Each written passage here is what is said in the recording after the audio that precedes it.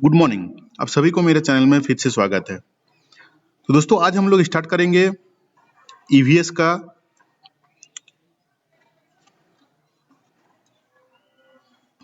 Chapter का नाम है हम लोगों का आश्रय या तो शेल्टर।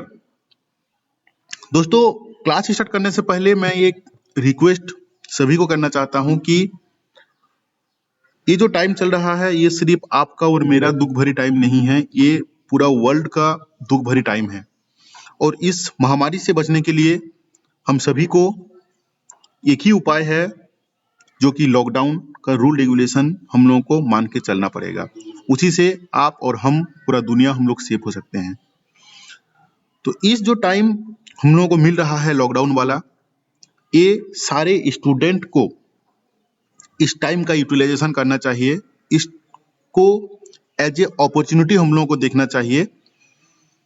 दुख भरे समय पे भी हम अपॉर्चुनिटी वर्ड इसीलिए मैं यूज कर रहा हूं क्योंकि जो टाइम आपको मिल रहा है घर के अंदर में रह के, इस टाइम का यूटिलाइजेशन कीजिए, अपना प्रिपरेशन को मजबूत कीजिए। सारे एग्जाम एक्सटेंड होने वाले हैं, चाहे वो सीटेट हो चाहे कोई भी गवर्नमेंट एग्जाम हो। इस रिसेंटली अभी कोई भी एग्जाम नहीं होने वाला है। मैं भी सीटेट का नोटिफिकेशन आ जाएगा कि उसका एग्जाम वेरी रिसेंटली एक्सटेंड होने वाला है। और झारखंड टेट का भी नोटिफिकेशन आने वाला था बट वो पोस्टपोन्ड हुआ इसी महामारी के चलते। बट हम लोग का अगर प्रिपरेशन अगर सही रहेगा तो जब नोटिफिकेशन आएगा तब तक हम लोग का प्रिपरेशन बहुत हद तक आगे बढ़ जाएगा। उस समय हम लोग अच्छी तरीके से तैयारी कर सकते हैं। और अगर बैठे रहेंगे कि नहीं नोटिफिकेशन आएगा झारखंड टेट का फॉर्म फिलअप करूंगा तब जाके मैं पढ़ाई स्टार्ट करूंगा, तो दोस्तों इट्स वेरी डिफिकल्ट। कोई भी इतना आसान चीज नहीं है। और कोई भी चैप्टर को ध्यान से सुनिए, ध्यान से समझिए, क्योंकि एमसीक्यू अब तभी सॉल्व कर पाओगे जब तक आपका कॉन्सेप्ट क्लियर नहीं होगा, आप नहीं कर पाओगे। तो चैनल में अगर आप न्यू हैं तो प्लीज इसको सब्सक्राइब कर लीजिए, क्योंकि मैं इस चैनल में सीटेट और झारखंड टेट का कंप्लीट सिलेबस का एक एक चैप्टर का एक एक यूनिट को मैं आपको डिटेल्स में समझाता हूं, उसका एमसीक्यू करवाता हूं। मेरा सीडीपी का बहुत सारा क्लास कंप्लीट हो चुका है, ईबीएस का भी कंप्लीट हो चुका है, इंग्लिश ग्रामर का भी बहुत सारा क्लास कंप्लीट हो चुका है। अगर आप नहीं देखे हैं तो डिस्क्रिप्शन बॉक्स में उसका लिंक दिया हुआ है, उसको जरूर आप देख लें।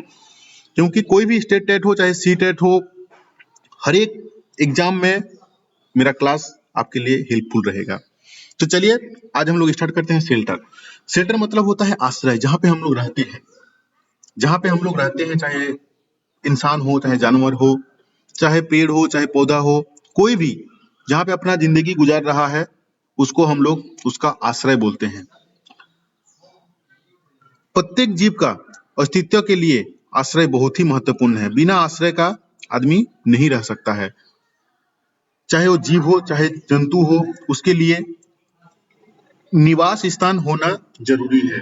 जीव जंतु अपनी सुविधा, सुरक्षा एवं विकास जैसे दृष्टिकोण का ध्यान रखते हुए, मतलब हम लोग वही जगह, चाहे हम हो चाहे जंतु हो जानवर हो कोई भी हो, अपना सुरक्षित एवं विकास जैसे दृष्टिकोण को ध्यान में रखकर ही अपना उपयुक्त आश्रय का चयन करता है।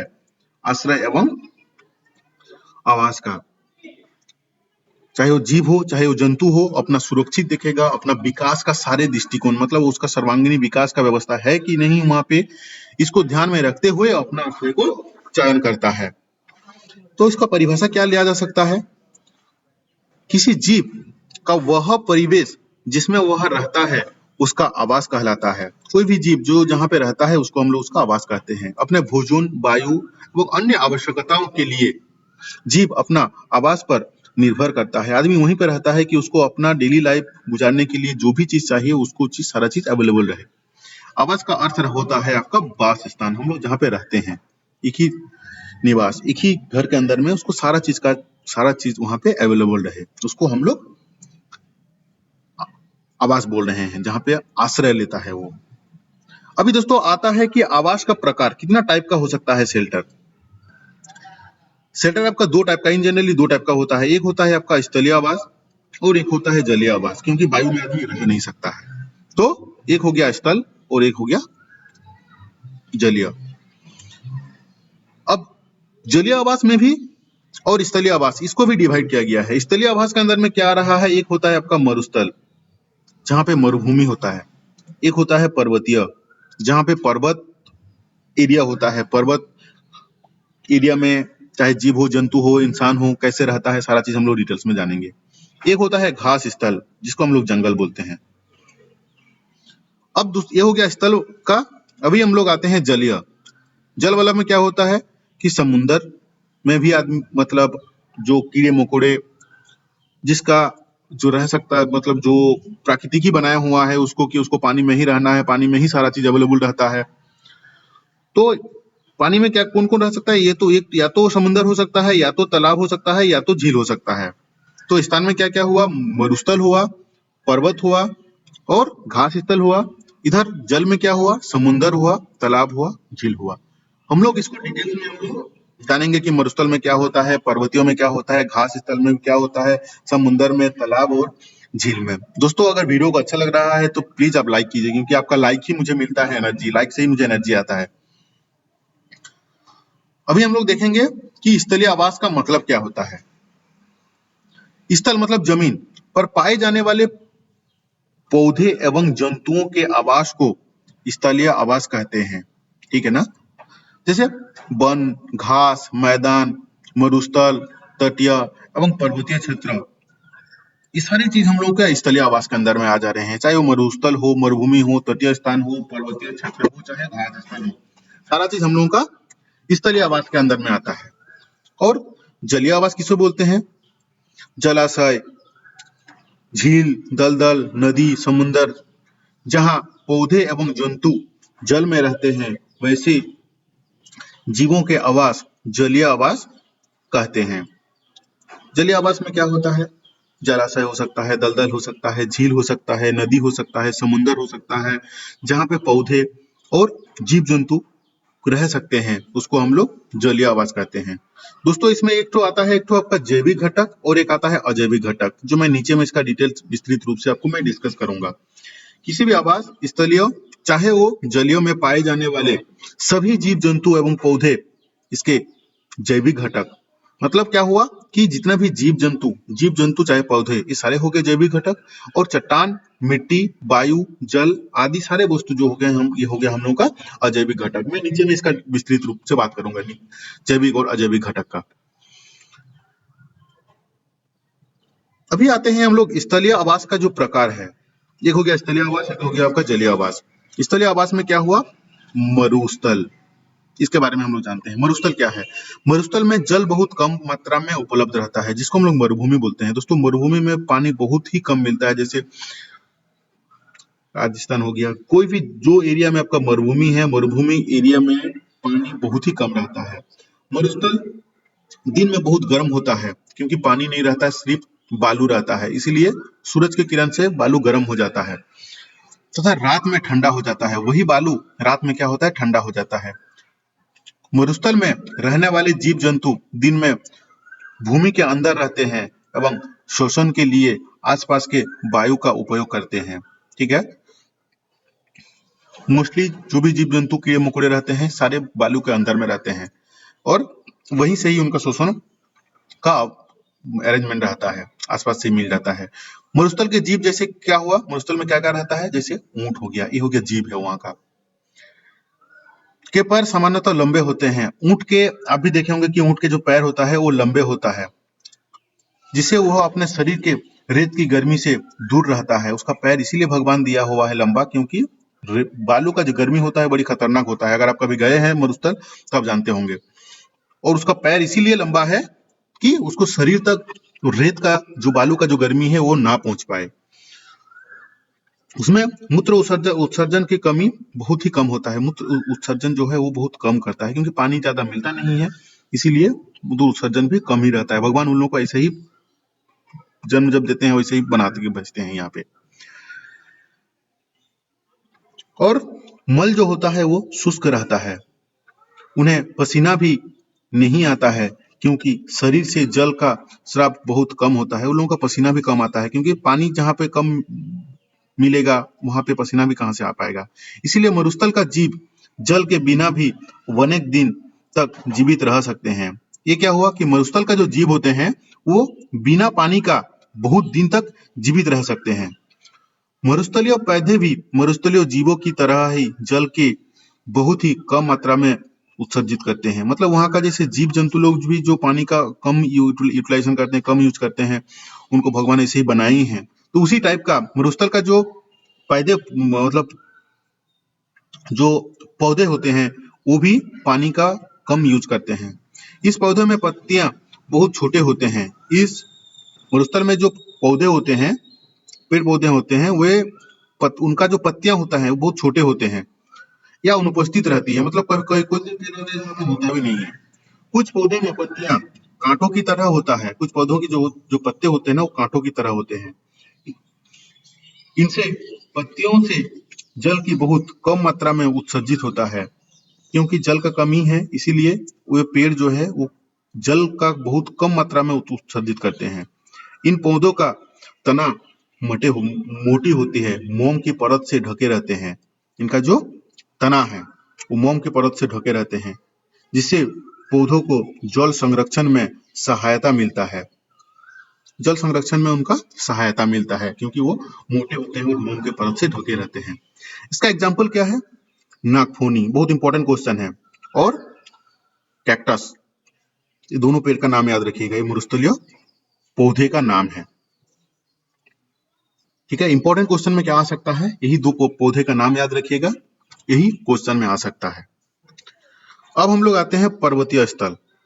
मरुस्थलीय स्थल हो गया, पर्वतीय स्थल है और नीचे रहेगा हम लोग का घास।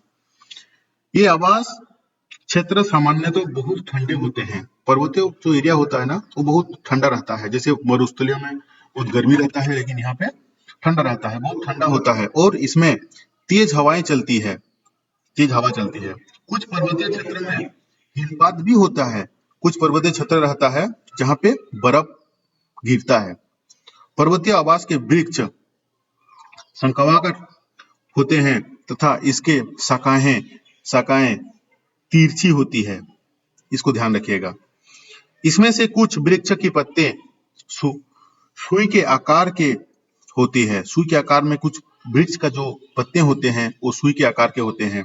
इसमें वर्षा का जल एवं हिमपात आसानी से नीचे चला जाता है। उससे क्या होता है कि वर्षा का पानी और जो बर्फ गिरता है वो आसानी से नीचे चला जाता है। पर्वतीय आवासों की वृक्षों की भांति इस क्षेत्र के जीव भी वहां की परिस्थिति के अनुकूल बने रहते हैं। भगवान ऐसे ही बनाए हुए हैं कि मरुस्थलीय एरिया में जो जीव को पैदा किए हैं वो उसी का ढांचे बन चुका है। पर्वतीय एरिया में जो जीव जंतु रहते हैं वो उन्हीं का ही अनुकूल का बनाए रहते हैं। इन जीवों की त्वचा मोटी होती है जो इनके ठंडे से बचाव कर सकती है। आपका और मेरा जैसा दो लोग तो जैकेट नहीं पहनेगा ना, इसलिए भगवान उन लोगों का जो त्वचा है, जो चमड़ा है वो मोटा बना देते हैं कि उनको ठंडा से बचने के लिए। इन जीवों को खुर मजबूत और बड़े होते हैं। इनका जो इन जीवों के जो खुर होता है, नीचे रहता है ना खुर, मजबूत और बड़े होते हैं, जो ढालों पर दौड़ने में इनकी मदद करता है। क्योंकि पर्वतीय जो एरिया होता है वो अप डाउन ढाल रहता है, उसमें दौड़ने में इन लोगों का मदद होता है। ये हो गया हम लोगों का पर्वतीय स्थल। अभी हम लोग आते हैं घास स्थल में। घास स्थल में पाए जाने वाले वृक्ष एवं घने होते हैं। जंगल में जनरली हम लोग जो देखे हैं जहाँ वहाँ का पेड़ पौधे वृक्ष जो होता है वो घने होते हैं। यहाँ ग्रीष्म ऋतु में गर्म हवा तथा शरद ऋतु में ठंडी हवाएं चलती है। इस क्षेत्र में लगभग सभी मौसम एक निश्चित अवधि के दौरान आते जाते हैं। इस मैदानों में पाए जाने वाले जीव प्राय भूरे रंग के होते हैं। ये क्वेश्चन इंपॉर्टेंट है कि घास स्थल में जीव जंतु रहते हैं कौन सा रंग के रहते हैं, तो इसको ध्यान में रखिएगा कि वो भूरे रंग के होते हैं और तीव्र गति से दौड़ते हैं। तो ये भी एक इंपॉर्टेंट क्वेश्चन के अंदर में रहता है। वह तीव्र गति की क्षमता रखता है। इस क्षेत्र में जीव जंतुओं एवं पौधे में और भी बहुत सारी विशिष्ट संरचनाएं होते हैं जो उन्हें आवास की जीवित रहने का योग बनाते हैं। भगवान इन सभी प्राणियों को उनका क्षमता देता है कि उस एटमॉस्फेयर का अकॉर्डिंगली वो जीवित रह सकता है। अब हम लोग आ जाते हैं जलीय आवास के प्रकार में। हम लोग स्थलीय आवास में देख लिए क्या क्या देख लिए, घास वाला देख लिए, मरुस्थल वाला देख लिए। पहाड़ी वाला देख लिए। अभी हम लोग आते हैं जलीय आवास में। जलीय आवास में क्या है? एक समुंदर है, एक तालाब और झील है। समुंदर में जंतु एवं पौधे लवणीय जल, जिसको हम लोग खारे पानी बोलते हैं, खारे पानी में रहते हैं तथा सांस लेने के लिए जल में विलय विलय वायु अर्थात ऑक्सीजन गैस का उपयोग करते हैं। ये हम लोग जानते हैं बचपन से कि ऑक्सीजन रहता है पानी में, जिससे वो जो पेड़ हो चाहे जीव जंतु ऑक्सीजन ले सकता है। लगभग सभी जलीय जीवों की शारीरिक संरचनाएं धारा रेखीय होती है। ये एक इंपॉर्टेंट क्वेश्चन के अंदर में पॉइंट में आता है कि जितना भी लगभग सभी जलीय जीव को शारीरिक संरचनाएं कैसे होते हैं ना, धारा रेखीय होते हैं। अब देखिएगा इन जनरली, चाहे वो मछली हो चाहे वो मगरमच्छ हो, सारा का सेम 80% सेम रहता है। इस प्रकार की आकृति होने के कारण उन्हें जल के अंदर गति करने में सहायता होती है। इस जीवों की एक विशिष्ट संरचनाएं होती हैं जो उन्हें जल में रहने की सहायता होती है। जल में सांस लेने के लिए इनमें गिल होते हैं। एक इंपॉर्टेंट पॉइंट में है कि जल के अंदर सांस लेने के लिए इसमें गिल होता है। अब आ गए हम लोग तालाब में। तालाब एवं झील। तालाब एवं झील में पाए जाने वाले पौधे की जड़ जलाशय के नीचे मिट्टी में स्थिर रहती है। इन पौधों की जड़ें बहुत छोटे होते हैं। ये एक इम्पोर्टेंट पॉइंट के अंदर में आता है कि तालाब एवं झील के जो पेड़ पौधे होते हैं वे बहुत इनके पौधे की जड़ जो होता है वो बहुत छोटे होते हैं। इसीलिए खनिज एवं पोषक तत्व का अवशोषण तत्व के माध्यम से होता है। इस पौधे का तना लंबा, खोखला एवं हल्का होता है। कुछ जलीय पौधे जल में पूर्ण रूप से डूबे रहते हैं। इनकी पत्तियां संकरी एवं लंबी होती है। जलीय पौधे की तने स्पंज होते हैं। ये भी एक इम्पोर्टेंट पॉइंट है, इसको ध्यान में रखिए कि जलीय पौधे जो तने होते हैं वो स्पंज के होते हैं। इनके तने में वायु कोश होते हैं ताकि वे पानी की ऊपरी सतह पर तैर सके। इनकी पत्तियां फटी होती है ताकि पानी के बाहर के कारण वे नष्ट ना होते हैं। जलीय पौधे की तरह जलीय जीव का भी शरीर ऐसे होता है जो उन्हें तैरने में सहायता करती है। जलीय जीव जैसे मछली में जल में ऑक्सीजन ग्रहण करने के लिए गलफड़ा होता है। ये एक इम्पोर्टेंट पॉइंट है। पानी के अंदर में इसीलिए उसका जो पेड़ पौधा होता है वो स्पंज का रहता है क्योंकि वो तैर सके। पानी में जो जीव जंतु होता है वो ऑक्सीजन ग्रहण करने के लिए गल्फर वो उनको भगवान दिया हुआ है कि अब पानी के अंदर से ही ऑक्सीजन ले सकेगा। अब हम लोग ये समझ गए कि तालाब, झील और समुद्र के बारे में। अब हम लोग आते हैं जो मैं आपको बताया था कि जैविक घटक और अजैविक घटक के बारे में मैं नीचे डिस्कस करूंगा। जैविक घटक क्या है? जैविक घटक के अंतर्गत मनुष्य, पेड़ पौधे एवं जीव जंतु की सम्मिलित किया जाता है। मतलब क्या हुआ जैविक घटक? क्या हुआ कि मनुष्य, पेड़ पौधे, जीव जंतु ये सभी जो है आपका जैविक घटक के अंदर में है। ये सभी जैविक घटक न किसी प्रकार परस्पर संबंधित है। इस जीवों में परस्पर संबंधित का मुख्य कारण उसका भोजन है। मतलब ये सभी कोरिलेटेड है एक दूसरे से, चाहे पेड़ हो, चाहे पेड़ पौधे, चाहे इंसान हो, चाहे जानवर हो, सारे एक दूसरे से कोरिलेटेड है। कहां से?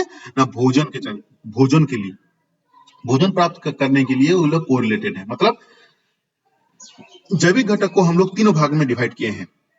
ये है उत्पादक। सबसे पहला वाला पॉइंट होता है उत्पादक। जैविक घटक को हम लोग तीन भागों में डिवाइड किए हैं। एक उत्पादक। उत्पादक मतलब क्या होता है?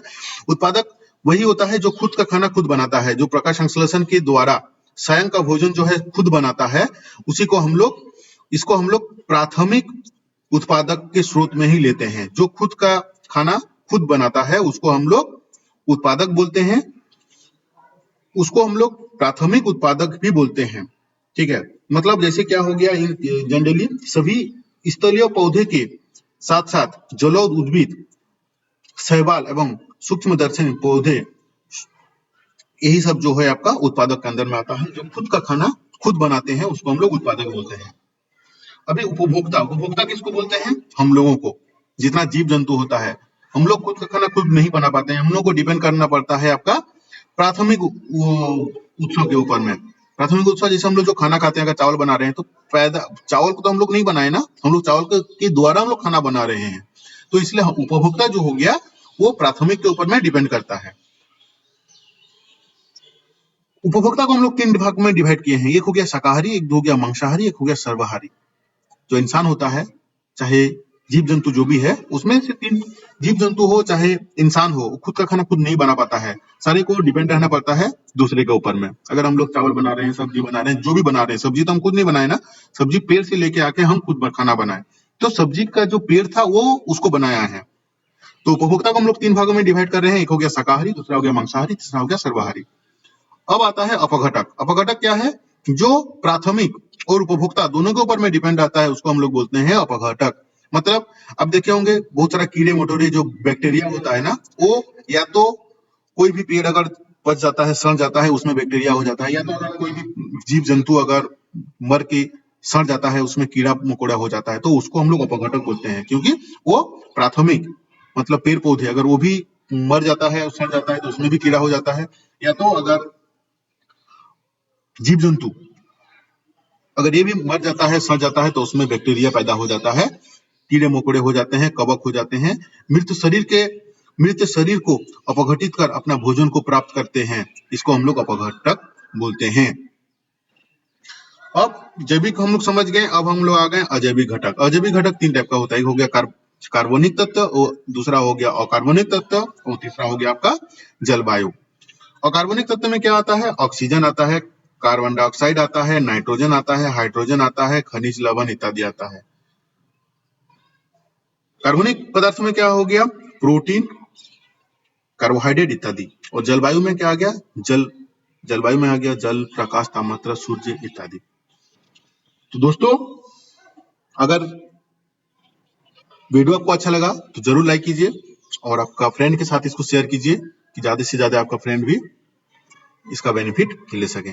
Thank you to watching this video. अगर आप चैनल में न्यू हैं तो प्लीज इसको सब्सक्राइब कर लीजिए। Thank you to watching this video.